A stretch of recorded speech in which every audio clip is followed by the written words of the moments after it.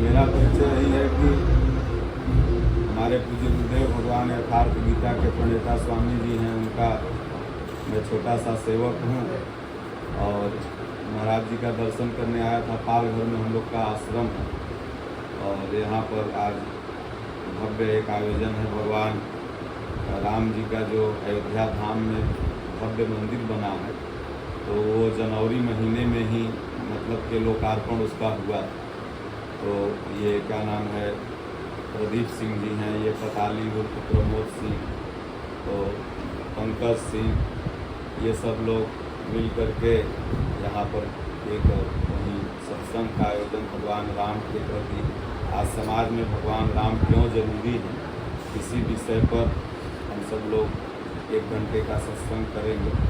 भाई राम पूरे मानव के लिए क्यों उपयोगी है। राम किसी एक खास समुदाय के लिए नहीं, बल्कि राम मतलब मानव होता है।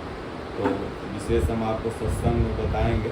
अभी आपके दर्शकों के लिए ही बता दें कि राम के जीवन पर चलना ही प्रत्येक मानव का कर्तव्य है और राम जी का प्रथम उपदेश यही है कि माता पिता का सम्मान करो। मान ही मात पिता नहीं देवा।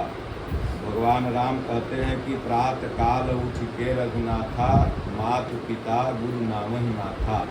ये राम जी का प्रथम सिद्धांत है कि गुरु माता पिता का जो सम्मान करता है वही राम तक की स्थिति को प्राप्त कर सकता है। और राम ने सिर्फ कहा नहीं बल्कि उसको खुद जिया। तो इसलिए आज आरएसएस में एक प्रार्थना होती है कि चंदन है इस देश की माटी, तपोभूमि है ग्राम है, हर बालक देवी की प्रतिमा, बच्चा बच्चा राम। तो आज तमाम ऐसे स्कूल हैं जो राम और कृष्ण के खिलाफ में भड़काते हैं हमारे सनातनी बच्चे। वो तमाम संत पॉल हो गए, संत जोन्स हो गए, तमाम स्कूल ऐसे हैं जो क्रिश्चियन बनाने में लगे हुए हैं भारत को। वो राम के उस पहलू को नहीं बताते कि वही राम जी अयोध्या जैसे राज्य को माता पिता के कहने पर लात मार के चले गए पर, इसको नहीं बताएंगे। ये कहेंगे देखो राम कुमार औरत के लिए रो रहे। वही कृष्ण भगवान, तो ये लोग कहेंगे कि 16,108 रानी रखे। वो कृष्ण भगवान के बारे में नहीं बताएंगे कि दुनिया की सबसे प्राचीन फिलोसफी गीता का उपदेश देने वाले वो भगवान कृष्ण। तो महाराज जी, हम आपसे कुंभ के बारे में यदि हम बात करें तो कुंभ मेले का जो आयोजन हुआ है वहाँ पे ऐसी चर्चा है कि हिंदू संगठनों ने जो मुस्लिम समुदाय के जो लोग हैं उनकी जो दुकानें वहाँ पे लगनी है उसका विरोध कर रहे हैं। क्या इस विषय में क्या कहना चाहिए? विरोध वगैरह मान के चलिए कि नहीं करना चाहिए।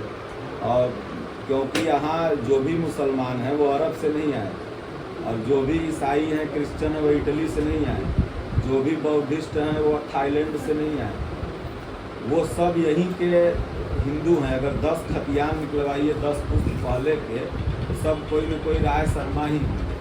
लेकिन अब वो छूने और खाने से मुसलमान हो गए, कोई ईसाई बन गया, कोई बौद्धिस्ट बन गया, या किसी के नाराजगी की वजह से बहुत लोग धर्मांतरण कर लेते हैं, या बहुत लोग प्रलोभन के वजह से धर्मांतरण कर लेते हैं।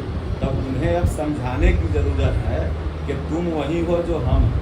तो अगर हम समझा करके उनको, क्योंकि आपके सगे भाई हैं, नाराज होकर उधर चले गए, तो अब क्या कहा गया, विरोध से विरोध नहीं कर सकता बल्कि समझाने का। तो समझाने का सूत्र क्या है? गीता, भगवत गीता। तो मान के चलिए कि अधिकांश वहाँ पर उन लोगों का कोई काम है नहीं, लेकिन अब रोजगार के वजह से कोई लोग लगाता है, तो उन लोगों को भी चाहिए कि हमारी भावना को ठेस न पहुँचे, उस हिसाब से वहाँ रोजगार करें। और ज़्यादातर तो ऐसा होता नहीं है, जहाँ जिसका मेला है जो एकाक लोग जाते हैं, तो अब उनके से हम लोग लड़ करके या उनको भगा करके मानवता स्थापित नहीं कर सकते। लेकिन मानवता दोनों पक्ष में होनी चाहिए। उन लोगों को भी मानवता दिखानी चाहिए, दरिया दिली दिखाना चाहिए और बढ़ चढ़ के हिस्सा लेना चाहिए। भाई अगर कोई आ रहा है बाहर से, अगर वहाँ वो लोग रह रहे हैं, क्योंकि बहुत संख्या में वहाँ रहते हैं, तो उनका सपोर्ट करें, सम्मान करें, आदर भाव से कोई रास्ता पूछे तो बतावें। तो ये भाव होना चाहिए, बाकी विरोध नहीं है। आप दर्शकों को और तो समाज के, हिंदू समाज के, सनातन के लोगों को आप जो भी प्रथम वर्ष गांठ संबंधी ये हो रही है रामलला मंदिर को स्थापित करेंगे, इसमें सनातनियों को क्या उद्देश्य होंगे या फिर क्या? सनातनियों को यही उपदेश है कि आप गीता गीता और रामचरितमानस का अध्ययन करिए और भगवान राम जैसा बनने का प्रयत्न करिए, और तभी जा कर के क्या नाम है आपका मानव जन्म सफल हो सकता है। नहीं तो अगर आप रावण बनते चले जा रहे हैं, आज राम की संख्या समाज में बहुत कम और रावण की संख्या बहुत ज़्यादा। तो रावण मतलब क्या होता है, कोई 10 सिर वाला रावण नहीं, जो बुरे व्यक्ति हैं वही रावण और जो अच्छे व्यक्ति हैं वही राम। तो आपको रामत्व बनना है, न कि रावण बनना है। इसलिए सब लोग मेल जोल से रहें। भगवान राम ने कहा था कि सब मम प्रिय सब मम उपजाए और सबते अधिक मनुज मोहि भाए। वो नहीं कहे सबसे अधिक ईसाई मोहि भाए, सबसे अधिक मुसलमान मोहि भाए, या सबसे अधिक पंडित जी मोहि भाई, या सबसे अधिक यादव मोहि भाई। वो क्या कहते हैं, सबते अधिक मनुज मोहि भाई, मतलब मनुष्य हमें अच्छा लगता है। ये भगवान राम का स्टेटमेंट है। तो जब रामायण गीता आप पढ़ेंगे तब तो राम को समझ पाएंगे। सिर्फ मतलब कि हमने देखा है कि तमाम ऐसे अदर कंट्री हैं जहाँ राम के पद चिन्हों पर लोग चलते हैं, रामलीला होती है। यहाँ प्रदीप बाबू हैं, हर वर्ष रामलीला करवाते हैं। तो ये नगर का सौभाग्य है कि कम से कम सत्संग, रामलीला और गीता वितरण, ये क्या नाम है, कताली वगैरह सब मिल करके अगर करा रहा है तो समाज का मतलब कि इसमें बहुत लाभ है। और उसके साथ साथ ये नहीं कि आप अभी 2 घंटे के लिए राम बन जाइए और उसके बाद थैली उठा लीजिए पोलोथीन के, दारू के, मुर्गा के, और फिर तुरंत रावण बन जाइए। क्योंकि अगर आपके अंदर राम है तो रावण भी है, तुरंत है। अब वही व्यक्ति अच्छा करता है, वही व्यक्ति थोड़ा देर में बुरा बन जाता है। वो नहीं, अपने रामत्व को मरने मत दीजिए। जो आपका स्वभाव है सद्गुण का, उसे स्वभाव बनाइए। एक चीज़ ना बड़ी तेज़ी से फैल रही है कि अपने देश में, भारत में गुरुकुल वापस से शुरू होना चाहिए। इस पर क्या मत है? गुरुकुल एकदम वापस से शुरू होना चाहिए, क्योंकि गुरुकुल में जो है वो सनातन संस्कृति पढ़ाई के साथ साथ भौतिक जगत की भी शिक्षा दी जाती है। और गुरुकुल में बच्चों को चरित्रवान बनाया। आज क्या है, सबके पास सब है लेकिन करेक्टर नहीं, चाहे वो बच्चे हों, बच्चियाँ हों, पुरुष हों।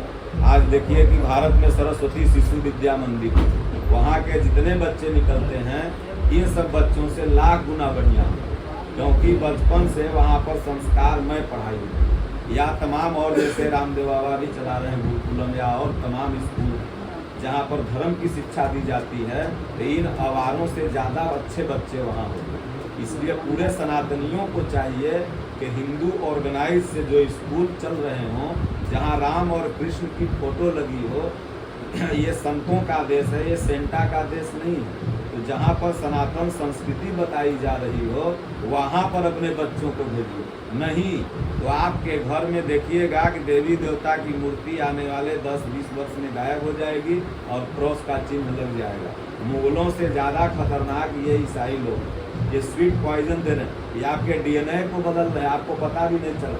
नाला सुपाड़ा नहीं, पूरे महाराष्ट्र के या पूरे भारत के 90% वीआईपी घराने के 80% बच्चे इन्हीं स्कूलों में पढ़ रहे हैं जो वीआईपी घराना है।